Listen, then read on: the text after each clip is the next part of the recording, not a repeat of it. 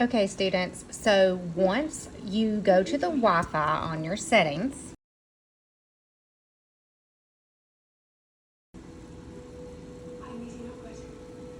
and you select the Wi-Fi at your house and you type in your password, you are not finished and able to browse the internet. Go to the internet, and either this page will come up automatically or you're going to have to type in Google and this page will come up. You're going to hit show details,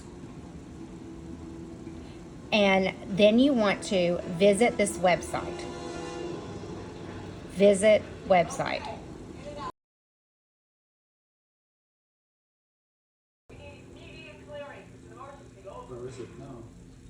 I had to hit refresh to get it to go on.